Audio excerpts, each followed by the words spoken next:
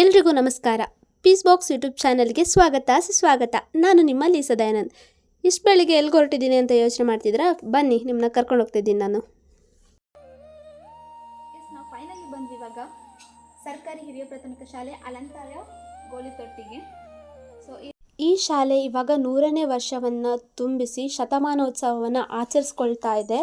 So ಆ ಒಂದು ಸಂದರ್ಭದಲ್ಲಿ ಈ ಒಂದು ಶಾಲೆಗೆ ಆರ್ಟ್ ವರ್ಕನ್ನು ಚಿದು ಅಣ್ಣನಿಗೆ ಒಪ್ಪಿಸಿದ್ರು. ಹಾಗಾಗಿ ನನ್ನನ್ನು ಇನ್ವೈಟ್ ಕೂಡ ಮಾಡಿದರು. ಯಾಕಂತ ಹೇಳಿದರೆ ನನಗೆ ಡ್ರಾಯಿಂಗ್ಸಲ್ಲಿ ಅಷ್ಟೆಲ್ಲ ಗೊತ್ತಿಲ್ಲ, ಸ್ವಲ್ಪ ಪೇಂಟ್ ವರ್ಕ್ ಸ್ವಲ್ಪ ಎಕ್ಸ್ಪೀರಿಯೆನ್ಸ್ ಆಗಲಿ ಅಂತ ಹೇಳಿ ಸೊ ಕರೆದಿದ್ರು. ಹಾಗಾಗಿ ನಾನು ಹೋಗಿದ್ದೆ. ಫಸ್ಟಿಗೆ ನನಗೆ ತುಂಬ ಭಯ ಆಗ್ತಿತ್ತು.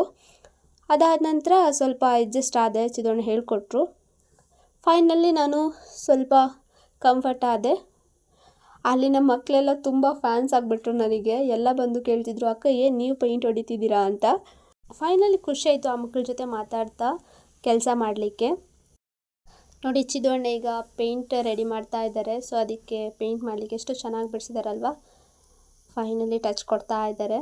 ನನಗಂತೂ ತುಂಬಾ ಖುಷಿ ಆಯಿತು. ಹಾಗೆ ನಾನು ಸ್ವಲ್ಪ ಗೊತ್ತಿರೋ ಥರ ಪೋಸ್ ಕೊಟ್ಟ ಅಲ್ಲಿ. ಮಕ್ಕಳೆಲ್ಲ ಶತಮಾನೋತ್ಸವಕ್ಕೆ ಡ್ಯಾನ್ಸನ್ನು ಕಲಿತಾ ಇದ್ದರು. ಇಲ್ಲಿ ಇನ್ಫ್ರಾಸ್ಟ್ರಕ್ಚರ್ಸ್ ಅಂತೂ ತುಂಬಾ ಚೆನ್ನಾಗಿದೆ.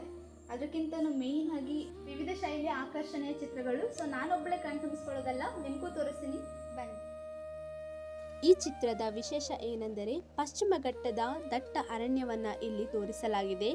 ಅದರಲ್ಲೂ ಅಳಿವಿನಂಚಿನಲ್ಲಿರುವ ಪ್ರಾಣಿ ಪಕ್ಷಿಗಳನ್ನು ಈ ಒಂದು ಚಿತ್ರದಲ್ಲಿ ಮುಖ್ಯವಾಗಿ ಚಿತ್ರಿಸಲಾಗಿದೆ. ಅದಲ್ಲದೆಯೂ ಮಕ್ಕಳಿಗೆ ಅವಶ್ಯಕ ಕಲಿಕಾ ಮಾಹಿತಿಯನ್ನು ಕೂಡ ಗೋಡೆಗಳಲ್ಲಿ ಆಕರ್ಷಕವಾಗಿ ಚಿತ್ರಿಸಲಾಗಿದೆ.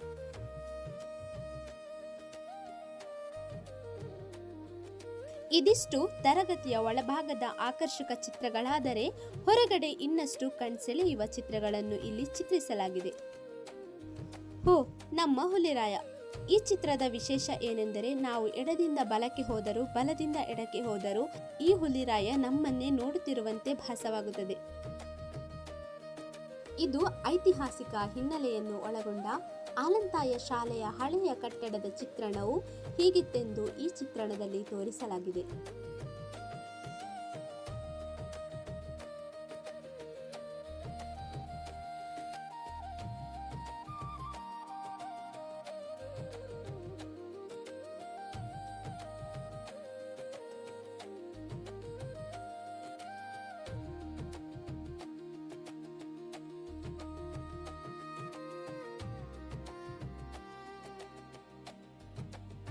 ಈ ಎಲ್ಲ ಆಕರ್ಷಕ ಚಿತ್ರಗಳನ್ನು ಇಷ್ಟು ಅದ್ಭುತವಾಗಿ ಗೋಡೆಗಳ ಮೇಲೆ ಮೂಡಿಸಿರುವ ಪ್ರಬುದ್ಧ ಚಿತ್ರಕಾರ, ನಿರ್ದೇಶಕ, ಕವಿ, ಕಥೆಗಾರ ಇವರೇ ನಮ್ಮ ಚಿದಾನಂದ ಅಸುರನ್ ಪರಪ.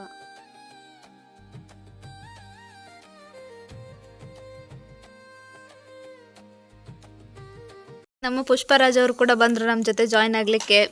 ಅವರು ಇವಾಗ ಸ್ವಲ್ಪ ಚಿತ್ರ ಬಿಡಿಸ್ತಾರೆ. ಅದನ್ನು ಕೂಡ ನಿಮಗೆ ತೋರಿಸ್ತೀನಿ, ಆಯಿತಾ? ಹೇಗೆ ಬಿಡಿಸ್ತಾರೆ ಅಂತ.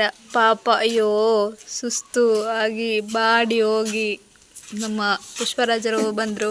ಸರ್ ಹೇಗೆ ಬಂದ್ರಿ ಸರ್? ನಾನು ಹಾರ್ಕೊಂಡಿದ್ದೆ. ಅದಾದ ನಂತರ ನಾವು ತುಂಬ ಹಸಿವಾಗಿತ್ತು. ಹಾಗೆ ಹೋಟೆಲಿಗೆ ಬಂದು ಸ್ವಲ್ಪ ಫ್ರೈಡ್ ರೈಸ್ ಎಲ್ಲ ತಿಂದು ಹೊರಟ್ವಿ. ಸೊ ಇದಾಗಿತ್ತು ಇವತ್ತಿನ ವ್ಲಾಗ್ಸ್. ನನಗಂತೂ ತುಂಬಾ ಖುಷಿ ಆಯಿತು. ನನಗೆ ಯಾವಾಗಲೂ ಹೊಸ ಜನಗಳನ್ನ ಭೇಟಿ ಮಾಡೋದು ಮತ್ತು ಹೊಸ ವಿಷಯಗಳನ್ನ ಕಲಿಯೋದು ಅಂತ ಹೇಳಿದರೆ ತುಂಬಾ ಇಷ್ಟ. ಸೊ ಆ ಒಂದು ದಿನ ಇವತ್ತಾಗಿತ್ತು.